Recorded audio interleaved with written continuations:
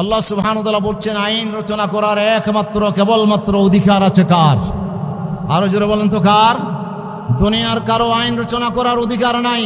যেহেতু মানুষকে যিনি সৃষ্টি করেছেন, আলা লাহুল খালকু ওয়াল আমর, সৃষ্টি যিনি করেছেন তিনি একমাত্র আইন তৈরি করার অধিকার রাখেন। তিনি ছাড়া আর কেউ মানুষের জন্য আইন তৈরি করতে পারে না।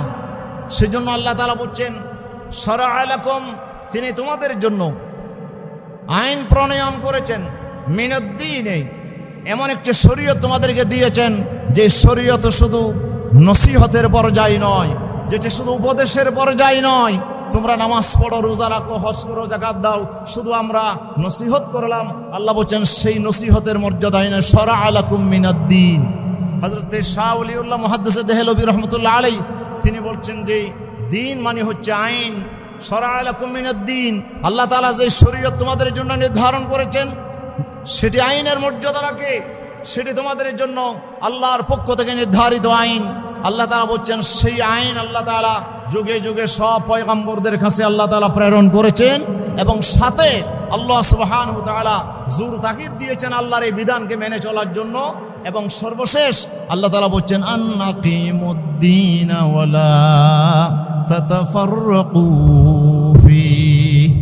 হে পয়গম্বরেরা, তোমাদের প্রতি আমার জোর তাকিদ, আমার দেয়া আইনকে তোমরা মেনে চলবে, এবং আকিমুদ্দিন, এবং দিনকে, সে আইনকে তোমরা কায়েম করবে।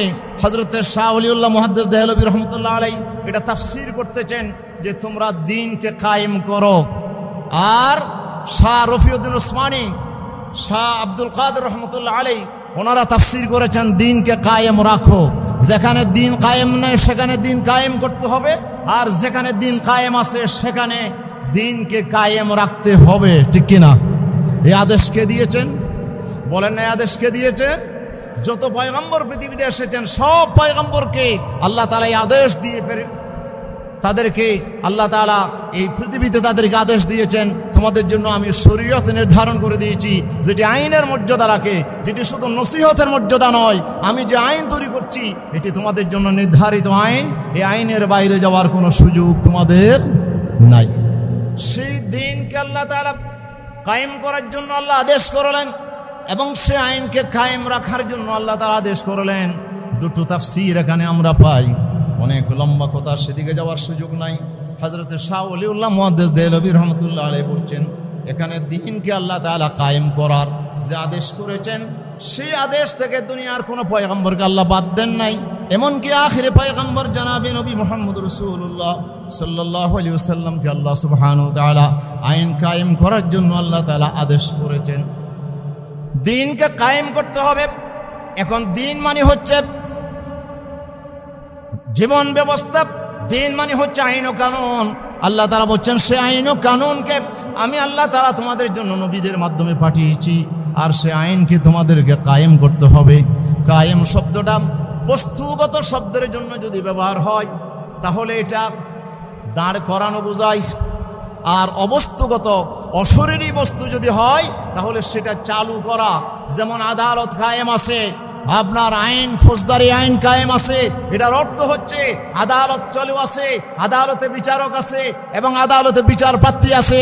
এখানে যে কেউ মামলা করলে সেখানে আদালতের পক্ষ থেকে তাদেরকে মামলার রায় শোনানো হয়। ঠিক কিনা?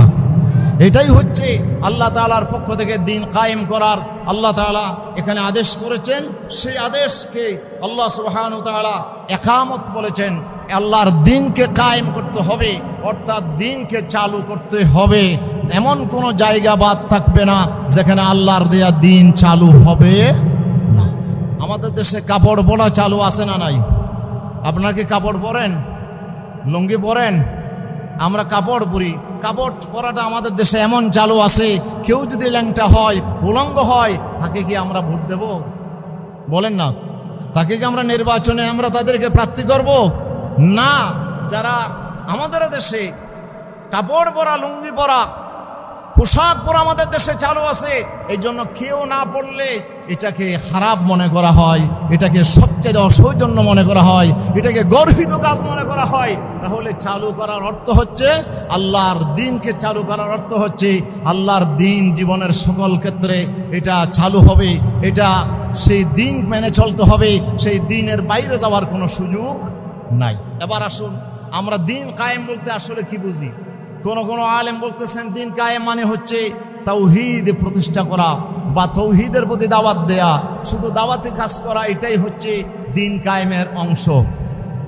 প্রিয় উপস্থিতি, দিন কায়েমের যেই কাজ আমাদেরকে আল্লাহ তাআলা ফরজ করেছেন, আল্লাহ রাব্বুল আলামিন সেই দিনকে আল্লাহ তাআলা যে কায়েম করার আদেশ করেছেন, সেখানে আল্লাহ রাব্বুল আলামিন শুধু ঈমান, শুধু নসিহতকে, শুধু দাওয়াতকে আল্লাহ তাআলা দিন বুঝায় নাই।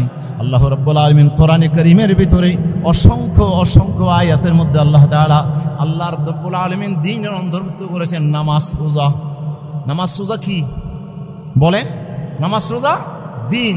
সূরা বাইয়ানাতে আল্লাহ তাআলা বলছেন ওয়ামা উমিরু ইল্লা লিয়াবুদুল্লাহা মুখলিসিনা লাহুদ্দীন হুনাফা ওয়া ইউকিমুস সালাতা ওয়া ইউতুজ যাকাতা ওয়া যালিকা দীনুল কাইয়্যিমা।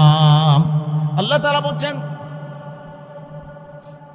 আল্লাহ রাব্বুল আলামিনের পক্ষ থেকে তাদেরকে আদেশ করা হয়েছে তারা যেন আল্লাহর গোলামি করে, নিষ্ঠার সাথে আল্লাহর আনুগত্য করে। ওয়ালা ইয়াদিনুনা দীনাল হক মিনাল্লাযীনা উতুল কিতাবা হাত্তা ইউতুল জিজিয়াতা আন ইয়াদ ওয়া হুম সাগিরুন। আল্লাহ তাআলা বলছেন তোমরা ওদের সাথে লড়াই করো, যুদ্ধ করো, যারা আল্লাহ এবং আখিরাতের প্রতি যারা ঈমান আনে নাই, যারা আল্লাহ এবং রাসূল যা হারাম করেছে, বিধান দিয়েছে, এই হারামকে যারা হারাম মানে না এবং আল্লাহর দেয়া বিধানকে যারা মেনে চলে না, আল্লাহ তাআলা বলছেন তোমরা তাদের সাথে তোমরা লড়াই করো যতক্ষণ না তারা মুসলমানদের কাছে বশ্যতা স্বীকার করে, ট্যাক্স দিতে সম্মত না হয়, ততক্ষণ পর্যন্ত ইহুদি আর খ্রিস্টানদের সাথে, আহলে কিতাবদের সাথে তোমাদেরকে লড়াই করতে হবে, ঠিক না? তাহলে এই আয়াতে আমরা পাই যে বান্দার ঈমান থেকে শুরু করে এবং বান্দার এখানে আল্লাহ তাআলার প্রদত্ত হালাল হারামের যতগুলো বিধান, এগুলোকে আল্লাহ তাআলা দ্বীন বলে অভিহিত করেছেন। এরপর আমরা আরেকটা জায়গায় সূরা নূরের 2 নম্বর আয়াত আল্লাহ তাআলা বলছেন আয-যানিয়াতু ওয়াজ-যানি ফাজলিদু কুল্লা ওয়াহিদিন মিনহুমা মিআতা জালদা ওয়া লা তাখুযুকুম বিহিমা রাফাতুন ফি দীনিল্লাহ ইন কুনতুম তু'মিনুনা বিল্লাহি ওয়াল ইয়াউমিল আখির। আল্লাহ তাআলা বলছেন যারা যেসব মহিলা জিনা করে, ব্যভিচার করে, আর যেসব পুরুষ ব্যভিচার করে, তোমরা তাদেরকে 100 বেত লাগাও। কয়শো বেত বলেন? কয়শো বেত? এই শাস্তি কে দিয়েছেন? যারা ব্যভিচারে লিপ্ত হবে তাদেরকে 100 বেত লাগাও। ফাজলিদু কুল্লা ওয়াহিদিন মিনহুম মিআতা জালদা। আল্লাহ তাআলা বলছেন সেই বেত লাগাইতে গিয়ে, শাস্তি দিতে গিয়ে আল্লাহর সেই দ্বীনের ব্যাপারে তোমাদের ভিতরে যেন নম্রতা, ভদ্রতা, তোমাদেরকে যেন দয়া, ভালোবাসা যেন আল্লাহর দ্বীন থেকে তোমাদেরকে ফিরায় রাখতে না পারে। তোমরা যেন আল্লাহর দ্বীনকে, তোমরা যেন এখানে দ্বীন থেকে যেন ফিরে না থাকো, বরঞ্চ জেনার শাস্তি দেওয়া, দণ্ডবিধি, এটাকে আল্লাহ তাআলা দ্বীনের ভিতরে অন্তর্ভুক্ত করেছেন, ঠিক কিনা? তাহলে দ্বীন বলতে শুধুমাত্র আমরা, দ্বীন বলতে শুধু আমরা নামাজ, রোজা, হজ, যাকাত, এগুলো শুধু দ্বীন নয়। দ্বীনের ভিতরে আল্লাহ সুবহানাহু ওয়া তাআলা এই দ্বীনকে আল্লাহ তাআলা পরিপূর্ণতার ঘোষণা দিয়েছেন। এই দ্বীনের ভিতরে হালাল হারামের বিধান আছে, এই দ্বীনের ভিতরে কোন প্রাণী খাওয়া যাবে, কোন প্রাণী খাওয়া যাবে না, এই দ্বীনের ভিতরে দণ্ডবিধি আছে, শাস্তি আছে, ফৌজদারি আইন আছে, এগুলোকে আল্লাহ তাআলা দ্বীন বলেছেন। আল্লাহ তাআলা বলছেন মা কানা লিয়াখুযা আখাহু ফি দীনিল মালিক, সূরা ইউসুফের ৭৬ নম্বর আয়াত। আল্লাহ তাআলা বলছেন রাষ্ট্রের রাজার দ্বীনের মধ্যে আপনার এখানে ফৌজদারি আইনে, রাজার পক্ষ থেকে যে ফৌজদারি আইন করা হয়েছে, এই আইনের ব্যতিক্রম করার কোনো সুযোগ নাই। এই আয়াতে আল্লাহ সুবহানাহু ওয়া তাআলা রাজার তৈরি করা আইনকে আল্লাহ তাআলা দ্বীন বলেছেন। তাহলে একটা দ্বীন হচ্ছে আল্লাহর তৈরি করা, আরেকটা দ্বীন হচ্ছে মানুষের তৈরি করা। এই দ্বীনকে, তাহলে দ্বীন শুধু নামাজ রোজার ভিতরে, দ্বীন শুধু ইবাদত বন্দেগীর ভিতরে সীমাবদ্ধ নয়। দ্বীন হচ্ছে আপনার সেই নামাজ, রোজা, হজ, যাকাত থেকে শুরু করে এই দ্বীনের ভিতরে আপনার ফৌজদারি আইন, দণ্ডবিধি, আপনার কিসাসের আইন, এই সবগুলোকে আল্লাহ তাআলা দ্বীনের ভিতরে অন্তর্ভুক্ত করেছেন। তাহলে সেই দ্বীনকে কি করতে হবে বলেন? কায়েম করতে হবে। আমরা কি কায়েম করতে রাজি আছি? কথা বলেন, রাজি আছি? আমরা কি আল্লাহর দ্বীন কায়েম করতে রাজি আছি? যেখানে দ্বীন কায়েম না সেখানে দ্বীন কায়েম করতে হবে। আদেশ কার? আর যেখানে দিন কায়েম আছে সেখানে দিনকে কায়েম রাখতে হবে। আদেশকার আমাদের বাংলাদেশে কি আল্লাহর দেয়া আইন সেখানে আমাদের বাংলাদেশে কি চালু আছে? তাহলে আল্লাহর দেয়া আইনকে আমাদের দেশে কি করতে হবে? চালু করতে হবে। কোরআনের সেই বিধানকে এই দেশে চালু করতে হবে। কোরআনের ফৌজদারি আইন, কোরআনের দণ্ডবিধি, কোরআনের কিসাসের আইন, কোরআনের সেই আপনার হাদ্দের আইন, কোরআনের সেই স্বরাষ্ট্র আইন, পররাষ্ট্রের আইন, শিক্ষার আইন, বাণিজ্যের আইন, কোরআনের ভিতরে যত আইন আল্লাহ তাআলা দিয়েছেন এই আইনকে বাংলাদেশে চালু করার জন্য আমরা কি রাজি? রাজি আছি আমরা? সবাই রাজি আছে? আমরা দুহাত তুলে দেখাই আমার আল্লাহকে, নারায়ে তাকবীর, নারায়ে তাকবীর। আল কোরআনের আলো, আল হাদিসের আলো, আল কোরআনের সংবিধান চালু করো, করতে হবে। আল্লাহর কোরআনের আইনকে এই দেশে চালু করা, এটা কি আল্লাহ ফরজ করলেন না নফল করলেন? নামাজকে ফরজ না নফল? বলেন, নামাজকে ফরজ না নফল? একামতে দিন বলতে কি বোঝাই? আমি এখানে বিভিন্ন তাফসির থেকে হযরতে আল্লামা তবরী রহমতুল্লাহ আলাইহি তাফসিরে তাবরীতে, তাফসির ইবনে কাসির, তাফসিরে কুরতুবী, তাফসিরে সাদি, তাফসিরে আল্লামা ফখরুদ্দিন রাজি রহমতুল্লাহ আলাইহি তাফসিরে কবীরে আল্লাহ সেই কোরআনের যে দিন কায়েমের কথা বলেছেন সেটার দ্বারা কি বোঝানো হয়েছে আল্লামা ফখরুদ্দিন রাজি বলতেছেন, ইলতিজামু আওয়ামিরিহি ওয়া নওয়াহিহি ওয়া তাআতুর রাসূল ফি কুল্লি মা জাউ বিহি মিন ইনদি রাব্বিহিম তাআতান তাম্মা। আল্লাহর দেয়া আদেশ এবং আল্লাহর দেয়া নিষেধকে পরিপূর্ণভাবে মেনে চলাকে বলা হয় দিন কায়েম করা। কথা বোঝা যায়? কথা বোঝা যায়? হযরত কুরতুবী রাহমাতুল্লাহ আলাইহি বলছেন যে হুয়া তাওহীদুল্লাহি ওয়া তাআতুহু, আল্লাহকে একত্ববাদ, আল্লাহকে এক বলে স্বীকার করা জীবনের সকল ক্ষেত্রে এবং আল্লাহর বিধান মেনে চলা। ওয়াল ঈমানু বিরাসূলিহি ওয়া কুতুবিহি ওয়া বিয়াউমিল জাযা, আল্লাহর রাসূলের উপরে, কিতাবের উপরে, আখিরাতের উপরে ঈমান আনা। ওয়া বিসাইর মা ইয়াকুনু রাজুলু বিইকামাতি মুসলিমা, যে বিধান কায়েম করলে একজন মানুষ মুসলমান হতে পারে সেই সব বিধানকে জমিনে কায়েম করাকে বলা হয় দিন কায়েম করা। এরপরে হযরত আল্লামা আব্দুর রহমান সাদি রহমতুল্লাহ আলাইহি বলছেন যে দিন কায়েমের অর্থ হচ্ছে আমারাকুম আন তুকিমু জামিআ শারাই'আদ দ্বীন উসুলহু ওয়া ফুরু'আহু তুকিমুনাহু বিআনফুসিকুম ওয়া তাজতাহিদুনা ফি ইকামাতিহি আলা গায়রিকুম ওয়া তুআবিনুনা আলাল বিররি ওয়াত তাকওয়া ওয়া লা তুআবিনুনা আলাল ইসমি ওয়াল উদওয়ান। আল্লাহ তাআলা দিন কায়েম করার অর্থ যেটা বলেছেন, দিনের মৌলিক বিষয়, দিনের শাখা প্রশাখা, ফুরুআত, উসুলকে এই জমিনে কায়েম করা, এমনভাবে কায়েম করা সেটা নিজের জীবনে কায়েম করা এবং সমাজ রাষ্ট্রে কায়েম করা, এটাকে বলা হয় দিন কায়েম। সুবহানাল্লাহ বলবো না? তাহলে দিন কায়েম করা কি নফল না ফরজ? নামাজ কি ফরজ না নফল? কোন আয়াত দ্বারা নামাজ ফরজ? আকিমুস সালাত, আল্লাহ বলছেন নামাজ কায়েম করো। এই আকিমুস সালাত দিয়ে যদি নামাজ ফরজ হয়, আকিমুদ্দিন দিয়ে, তাহলে দিন কায়েম করা কি হবে? নফল হবে না ফরজ হবে? কথা বলেন। আল্লাহ তাআলা ফরজ করে দিয়েছেন দিন কায়েম করা। এই জন্য দিন কায়েম না করলে একজন মানুষ পরিপূর্ণভাবে সে আপনার দিন কায়েম না করলে একজন মানুষ সৃষ্টির উদ্দেশ্য পূরণ করতে পারবে না। আমাদেরকে আল্লাহ সৃষ্টি করেছেন, উদ্দেশ্য আছে না নাই? কথা বলেন, উদ্দেশ্য আছে না নাই?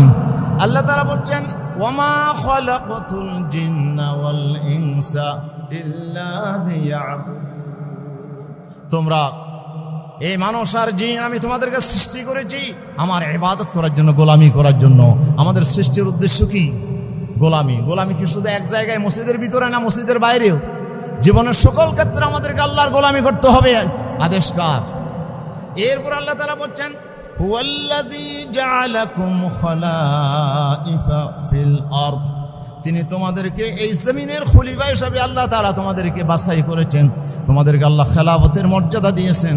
খেলাফত মানে কি? খেলাফত মানে হচ্ছে আল্লাহ সুবহানাহু ওয়া তাআলার সেই পক্ষ থেকে আল্লাহর দেয়া কাজকে, আল্লাহর দায়িত্ব, আল্লাহ রাব্বুল আলামিন যেই কাজ করে আল্লাহর পক্ষ থেকে সেই কাজ আমরা করা, এটাই হচ্ছে খেলাফত। এটা কি?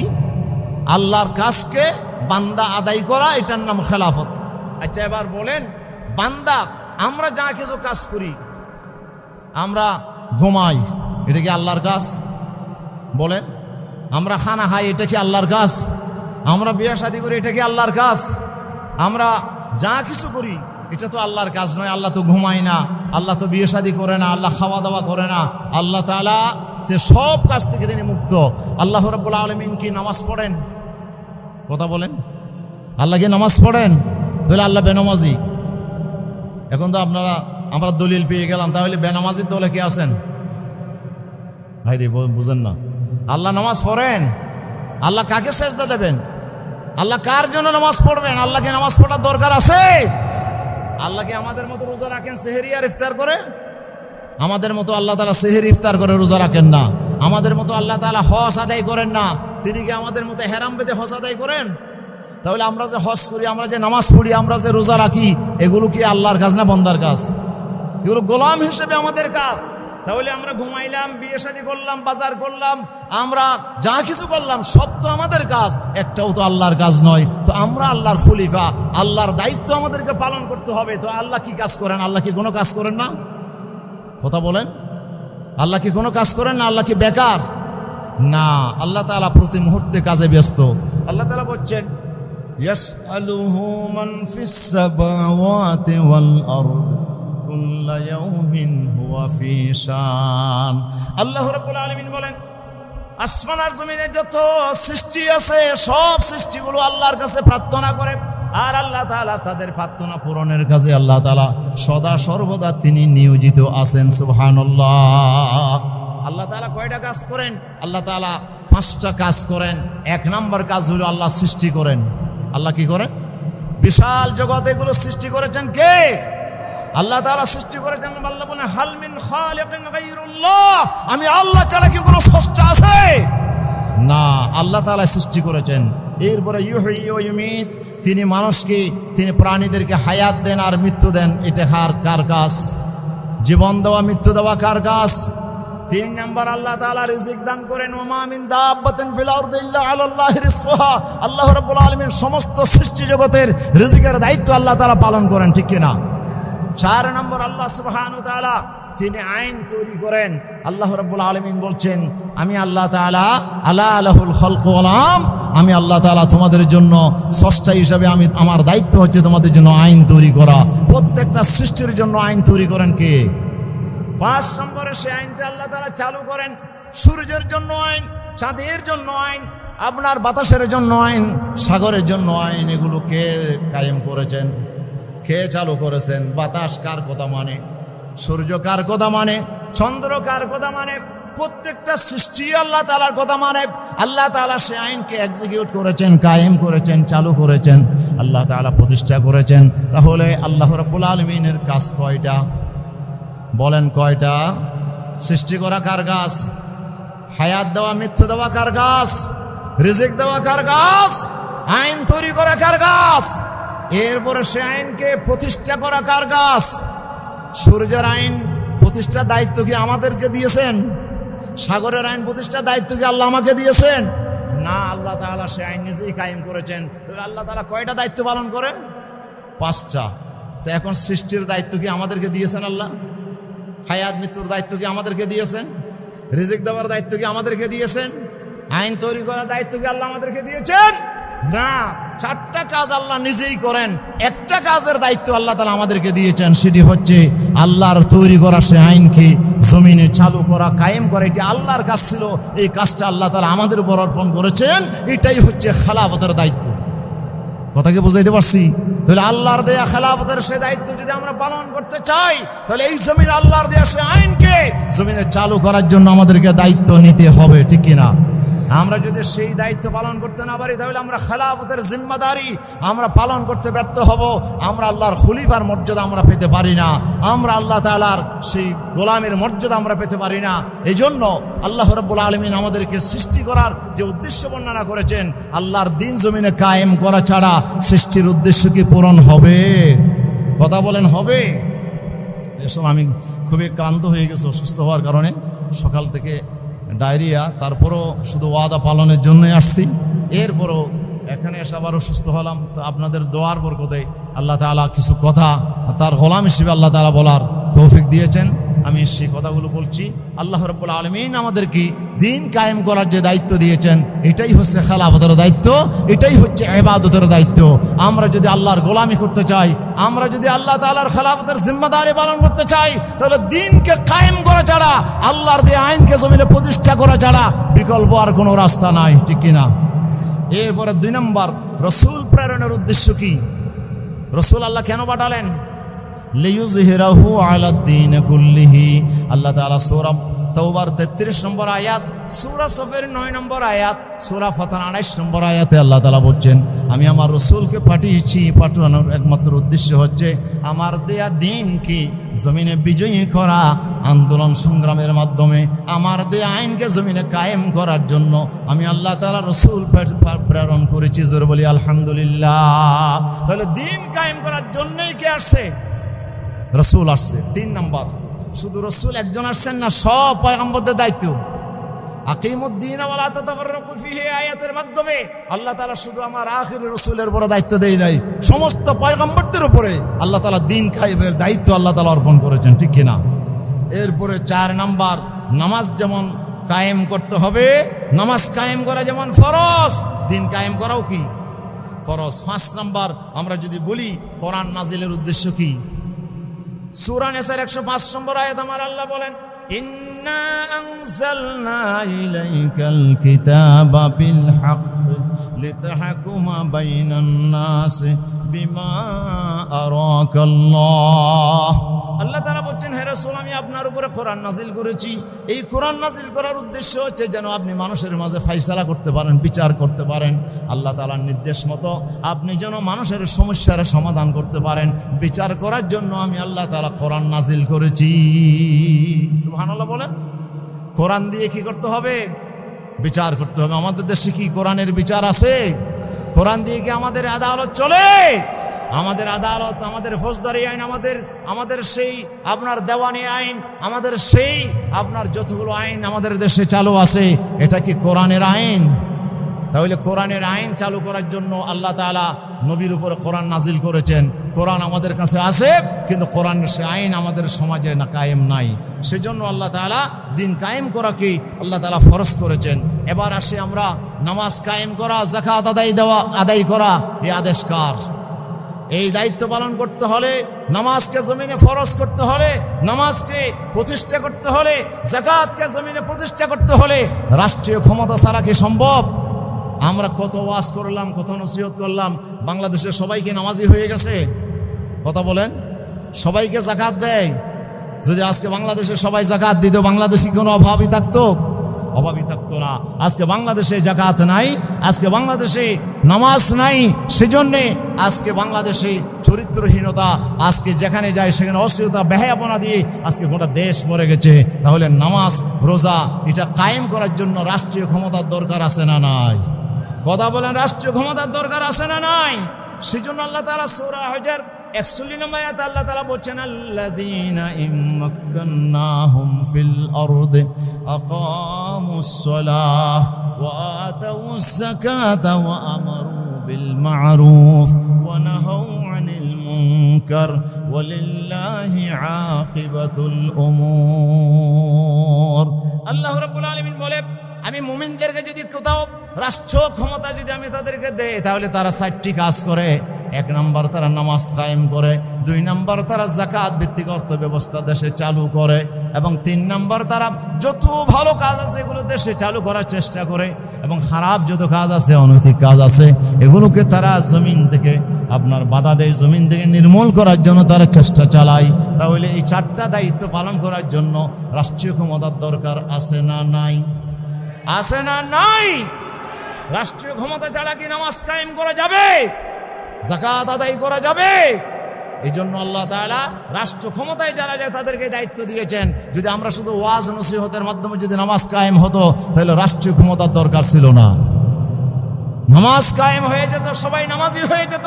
কিন্তু আজকে আমরা দেখি বাংলাদেশে কত পার্সেন্ট মানুষ নামাজ পড়ে? আমরা হিসাব করে দেখেছি, শতকরা 5 ভাগ মানুষ 5 ওয়াক্ত নামাজ পড়ে। আরো 95 ভাগ মানুষ আজকে 5 ওয়াক্ত নামাজ পড়ে না। আমরা 5% মাত্র সমাজে 5 ওয়াক্ত নামাজ পড়ে, অথচ সবাই আমরা মুসলমান, ঠিক কিনা? তাহলে নামাজকে কায়েম আছে, যাকাতকে আদায় হয় না। রাষ্ট্রীয় ক্ষমতা ছাড়া, দ্বীনকে বিজয়ী করা ছাড়া নামাজ কায়েম করা যাবে না, রোজা আপনার যাকাতকে আদায় করা যাবে না।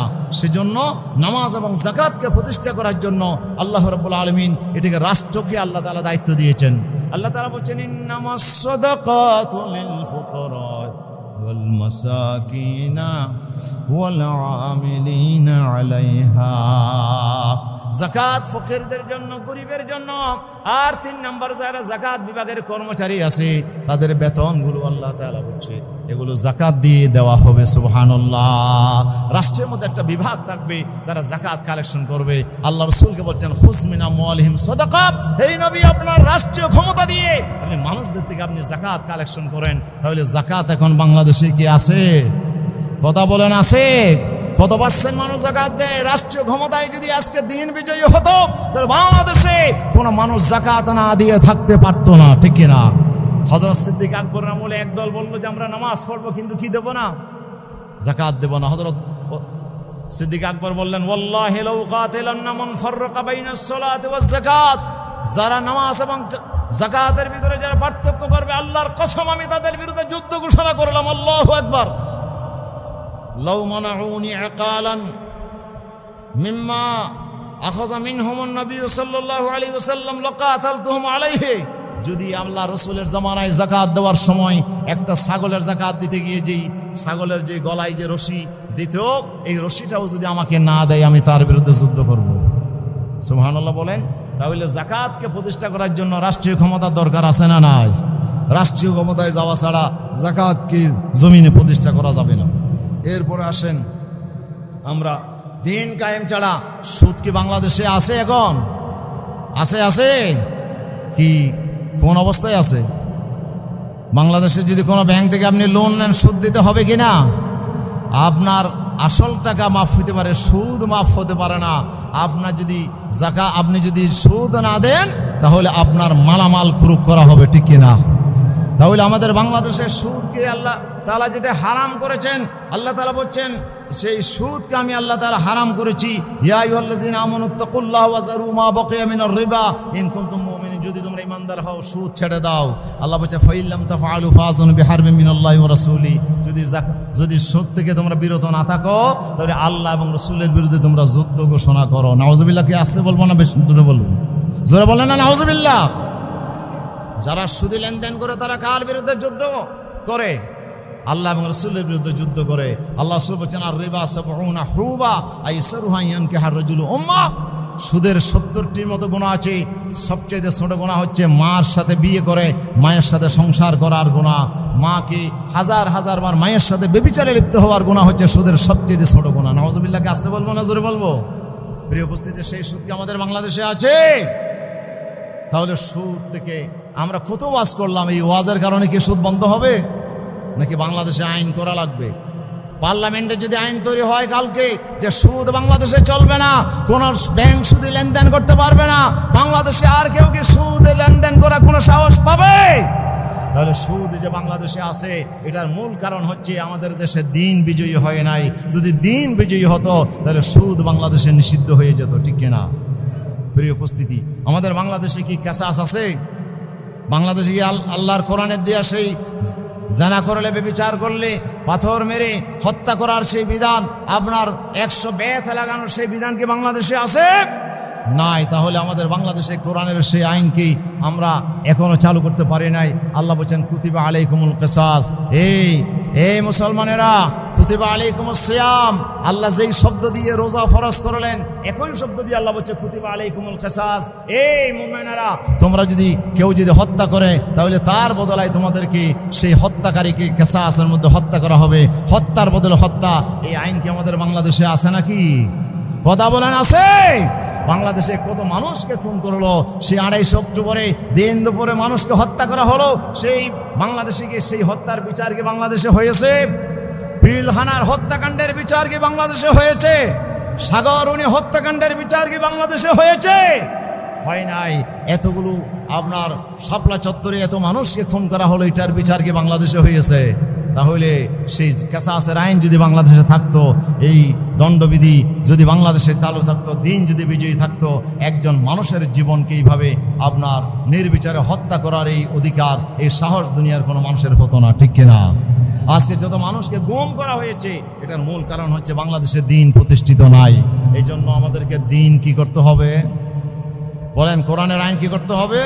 চালু করতে হবে। যদি আমরা চালু না করি তাহলে আল্লাহ রাব্বুল আলামিন এই যে দায়িত্ব আল্লাহ তাআলা দিচ্ছেন আনাকিমুদ্দিন, রাসূল সাল্লাল্লাহু আলাইহি ওয়াসাল্লাম মক্কার জমিনে দাওয়াতি কাজ করেছেন, কিন্তু দিনকে তিনি কায়েম করতে পারে না, যেহেতু রাষ্ট্রীয় ক্ষমতায় তিনি ছিলেন না। রাষ্ট্রীয় ক্ষমতায় ছিল আবু জেহেল, আবুল হাবেরা, ঠিক কিনা? মদিনায় যাওয়ার পরে যখন রাসূল পাকের হাতে রাষ্ট্রীয় ক্ষমতা আসলো, তিনি যাকাতের আইন চালু করলেন, নামাজের আইন চালু করলেন, তিনি সুদ নিষিদ্ধ করলেন, তিনি ঘুষ নিষিদ্ধ করলেন, দুর্নীতি সন্ত্রাসকে তিনি নিষিদ্ধ করলেন, গোটা মদিনার রাষ্ট্রকে কোরআন দিয়ে তিনি সাজালেন। জোরে বলি আল্লাহু আকবার। আমরা কি আমাদের বাংলাদেশকে কোরআনের আইন দিয়ে সাজাতে চাই? কোরআন ছাড়া কি বিকল্প কোনো রাস্তা আছে?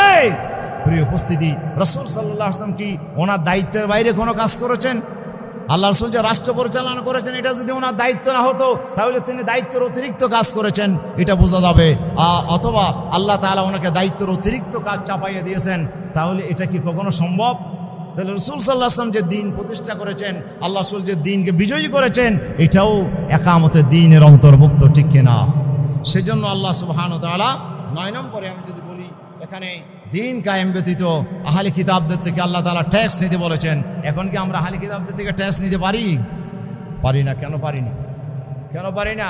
যেহেতু দিন কায়েম নাই। দিন যদি কায়েম থাকতো তাহলে বাংলাদেশে যত ইহুদি আর খ্রিস্টান, যত আপনার মুশরিক এই জমিনে থাকবে, সবাইকে ট্যাক্স দিয়ে বাংলাদেশে মুসলমানদের কাছে জিজিয়া দিয়ে থাকতে হতো, ঠিক কিনা? আজকে জিজিয়ার আইন নাই কেন? যেহেতু দিন প্রতিষ্ঠা নাই।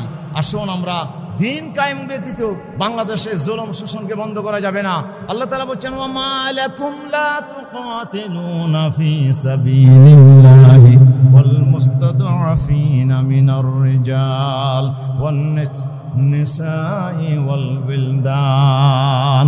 আল্লাহ রাব্বুল আলামিন বলেন, তোমরা ওই নির্যাতিত, নিপীড়িত, শোষিত, বঞ্চিত মানুষ যারা বাংলাদেশে আল্লাহর জমিনে আল্লাহর কাছে যারা ফরিয়াদ করছে, আল্লাহ আমাদেরকে জালিম অধ্যুষিত এই জনপদ থেকে তুমি মুক্তি দাও, এই মজলুম মানুষগুলোকে মুক্ত করার জন্য কেন তোমরা লড়াই করছো না? তাহলে বোঝা যায় দিন যদি কায়েম হয় তাহলে জুলুম শোষণ বন্ধ হয়ে যাবে, ঠিক কিনা? বাংলাদেশে ইনসাফ কায়েম হবে। যদি আল্লাহর কোরআনের আইন দেশে চালু হয় তাহলে ইনসাফ কায়েম হবে। ইনসাফ কায়েম হওয়ার জন্য কোরআনের আইন ছাড়া বিকল্প আর কোনো রাস্তা না। আজকে সেজন্য 53 বছর আমরা 54 বছর আমরা এদের শাসন করেছি। আমাদের দেশে অনেক দল ক্ষমতায় এসেছে, কিন্তু কোরআনের কাছে না যাওয়ার কারণে আমাদের দেশে জুলুম শোষণ বন্ধ হয় নাই, ফেসিবাদী শক্তি বন্ধ হয় নাই, ফেসিবাদ কায়েম হয়েছে। তাহলে আসুন আমরা যদি বাংলাদেশে জুলুম শোষণ থেকে যদি আমরা মুক্ত করতে চাই, একটি বৈষম্য মুক্ত রাষ্ট্র যদি আমরা কায়েম করতে চাই, তাহলে আমাদেরকে দিনকে রাষ্ট্রীয় ক্ষমতায় নিতে হবে, ঠিক কিনা? এই জন্য কি একাকি পারা যাবে? ওয়ালা তাতাফাররাকু ফি, আল্লাহ বলছেন এই জন্য সবাইকে ঐক্যবদ্ধ হতে হবে। এখানে কিয়ামি বেকিয়ামি, মিলাদি গায়রে মিলাদি, মজহাবি গায়রে মজহাবি, এখানে আপনার যত শ্রেণীর, যত মজহাবের, যত মস্তকের মুসলমান আছো, সবাইকে আজকে ঐক্যবদ্ধ হতে হবে। এমনকি অমুসলিম ভাইয়েরাও যদি জমিনে শান্তি চায়, তাদেরকেও কোরআনের আইনের পক্ষে আসতে হবে, ঠিক কিনা? আসুন আমি আর কথা না বাড়িয়ে আমি আপনাদের কাছে যে মেসেজটা দিতে চাই, আল্লাহ সুবহানাহু ওয়া তাআলা আমার রাসূলের কাছে আল্লাহ তাআলা দোয়া শিখালেন, ওয়াজআলনি মিন লাদুনকা সুলতানান নাসীরা। এটার অনেকগুলো তাফসীর আমি এখানে আপনাদের সাথে কামসে পেশ করার চিন্তা করছিলাম, সময়ের অভাবে পেশ করা যাচ্ছে না। হযরত মুফতি শফিউল্লাহ রাহমাতুল্লাহ আলাইহি বলছেন, সুলতানে নাসীর অর্থ হচ্ছে রাষ্ট্র ক্ষমতা। রাসূলকে আল্লাহ দোয়া শিখালেন, ও আল্লাহ তুমি আমাকে রাষ্ট্র ক্ষমতা দাও। কেন? রাষ্ট্রীয় ক্ষমতা ছাড়া জুলুম বন্ধ করা যাবে না, শোষণ বন্ধ করা যাবে না, দুর্নীতি বন্ধ করা যাবে না। আমরা দুর্নীতি মুক্ত, ফেসিবাদ মুক্ত যদি একটা রাষ্ট্র চাই, তাহলে আমাদেরকে আল্লাহর কোরআনের আইন কায়েম করা ছাড়া বিকল্প কোনো রাস্তা নাই, ঠিক কিনা বলেন? সেই জন্য কি আমরা রাজি আছি? প্রিয় উপস্থিতি, আসুন আমরা আল্লাহর কোরআনের সে আইনকে জমিনে কায়েম করার জন্য আমরা ঐক্যবদ্ধ হই। হযরত উসমান নূরী হাদিসটা আমরা দেখি, ক্বালান উসমান ইবনে আফফান রাদিয়াল্লাহু তাআলা আনহু, ইন্নাল্লাহা লা ইয়াযউ বিস-সুলতানি মা লা ইয়াযউ বিল-কুরআন। তিনি বলছেন আল্লাহ তাআলা কোরআন দিয়ে যেটি আপনার যে অপরাধ থেকে মানুষকে বাঁচান না, সেটা ক্ষমতা দিয়ে আল্লাহ তাআলা বাঁচান। ক্ষমতা দিয়ে আল্লাহ তাআলা, যেহেতু কোরআন আমাদেরকে নসিহত করে, এই নসিহতকে আমরা সবাই মানি, কিন্তু ক্ষমতা যদি থাকে তাহলে নামাজ শুধু পড়ার নসিহত হবে না, নামাজকে বাধ্যতামূলকভাবে পড়তে হবে, যাকাত বাধ্যতামূলকভাবে দিতে হবে, পর্দা ওয়াজ করলে হবে না, পর্দাকে ফরজ করা হবে, পর্দাকে বাধ্যতামূলক করা হবে, ঠিক কিনা? আসুন তাহলে বাংলাদেশে যদি আমরা শোষণ মুক্ত একটা রাষ্ট্র যদি আমরা কায়েম করতে চাই, আল্লাহ তাআলা বলছে তোমরা মুসলমান হও, তবে উদখুলু ফিস-সিলমি কাফা, তোমরা পরিপূর্ণ মুসলমান হও। আমরা যদি পরিপূর্ণ মুসলমান হতে চাই, তাহলে আমাদেরকে দিন কায়েম করার বিকল্প কোনো রাস্তা নাই। তাহলে আমরা কি সেই দিন কায়েম করার জন্য এখন প্রস্তুত আছি? সকল মজহাবকে, সকল মসলকের আলেম ওলামাকে আজকে ঐক্যবদ্ধ হতে হবে। আজকে আমরা বড় আশা করছিলাম সমস্ত আলেম ওলামা একই প্ল্যাটফর্মে আসবে, কিন্তু ভাগ্যের নির্মম পরিহাস, কিছু আছে আলেম আজকে সেই আপনার লোভের বশবর্তী হয়ে আজকে তারা ঐক্যবদ্ধ স্লোগান তৈরি করতে আজকে তারা ব্যর্থ হচ্ছে, ঠিক কিনা? এই জন্য আসুন আমরা যারা আমরা মুসলমান, আমাদেরকে আজকে ঐক্যবদ্ধ হতে হবে। আমরা যেন কোরআনের আইনকে জমিনে কায়েম করার জন্য আমরা যেন ঐক্যবদ্ধ হই। ঐক্যবদ্ধ হওয়া ছাড়া এই জমিনে কোরআনের আইন চালু করা যাবে না, একার পক্ষে সম্ভব না। এই জন্য আল্লাহ তাআলা রাসূলুল্লাহকে বলছেন, আপনি বলেন মান আনসারি ইলাল্লাহ। হযরত ঈসা আলাইহিস সালাম বলছেন মান আনসারি ইলাল্লাহ, আমার দায়িত্ব হচ্ছে কোরআন দ্বীনের সেই দিনকে কায়েম করা, আল্লাহর দেয়া আইনকে কায়েম করা, কিন্তু এটার জন্য আমি তোমাদেরকে সাহায্যকারী হিসেবে পেতে চাই। কে আছো আমাকে সাহায্য করার জন্য? আজকে রাসূল দুনিয়াতে নাই, কিন্তু সেই রাসূলের দিনকে যদি আমরা কায়েম করতে চাই তাহলে আমাদেরকে ঐক্যবদ্ধ হওয়া লাগবে। আমরা কি ঐক্যবদ্ধ হতে রাজি আছি? রাজি আছি আমরা? সকল শ্রেণী পেশার, সকল মজহাবের, সকল আলেম ওলামাকে, সকল দিনদার, সকল টুপিওয়ালাকে, দাড়িওয়ালাকে আজকে ঐক্যবদ্ধ হতে হবে। আমরা কোনো দল চাই না, মত চাই না, আমরা আজকে কোরআনের পক্ষে আমরা ঐক্যবদ্ধ হতে চাই। এই কোরআন ছাড়া বিকল্প আর কোনো রাস্তা নাই, ঠিক কিনা? সেই জন্য আসুন আমি আমার কথাকে না বাড়িয়ে আপনাদের কাছে যে মেসেজটা আমরা পৌঁছাতে চাই সেটি হচ্ছে, দিন কায়েম করা নফল না ফরজ? দিন কায়েম করা নফল না ফরজ? যদি ফরজ দায়িত্ব আমরা পালন করতে চাই তাহলে আমাদেরকে ঐক্যবদ্ধ হওয়া লাগবে। ঐক্যবদ্ধ হওয়া ছাড়া বিকল্প আর কোনো রাস্তা নাই। আসুন আমরা আজকে সবাই মিলে ঐক্যবদ্ধ হয়ে আমরা বাংলাদেশকে একটি কোরআনে বাকি আল্লামা সেই মরহুম বিশ্বনন্দিত কিংবদন্তি আলেমে দ্বীন মরহুম আল্লামা সাঈদী রাহিমাহুল্লাহ সারা জীবন তার ওনার প্রয়াস ছিল আল্লাহর কোরআনের সমাজ কায়েম করার স্লোগান, ঠিক কিনা? আমরা যারা আল্লামা সাঈদীকে ভালোবাসি, আসুন আমরা ঐক্যবদ্ধ হই, আল্লাহর কোরআনের আইনকে জমিনে কায়েম করার জন্য আমরা এগিয়ে আসি। আজকে কোরআনের আইন ছাড়া আল্লাহ বলছে কাতিলুহুম হাত্তা লা তাকুনা ফিতনা, যতদিন ফিতনা নির্মূল হয় নাই ততদিন পর্যন্ত লড়াই কর। এই লড়াই যদি আমরা করি লাভ আছে না নাই? আল্লাহ বলছে তুনজিকুম মিন আযাবিন আলীম, কঠিন আযাব থেকে নাজাত দেওয়া হবে এবং তোমাদের কি ওয়াগফির লাকুম যুনুবাকুম, জিন্দেগীর গুনাহ মাফ করে দেওয়া হবে, ওয়ায়ুদখিলকুম জান্নাতিন তাজরি মিন তাহতিহাল আনহার, এবং চিরস্থায়ী জান্নাতে তোমাদেরকে প্রবেশ করানো হবে। আমরা কি আল্লাহর কাছে নাজাত চাই? আমরা কি জান্নাত চাই? তাহলে অবশ্যই আমাদেরকে কোরআন প্রতিষ্ঠার জন্য ময়দানে আসতে হবে। আসুন আমরা দল মত নির্বিশেষে সবাই আজকে কোরআনের জন্য আমরা ঐক্যবদ্ধ হই। আল্লাহ আমাদের সবাইকে তৌফিক দান করুন, আমিন। হাযা মা ইনদু ওয়া লা ইলমা ইনদাল্লাহ। আসসালামু আলাইকুম ওয়া রাহমাতুল্লাহ।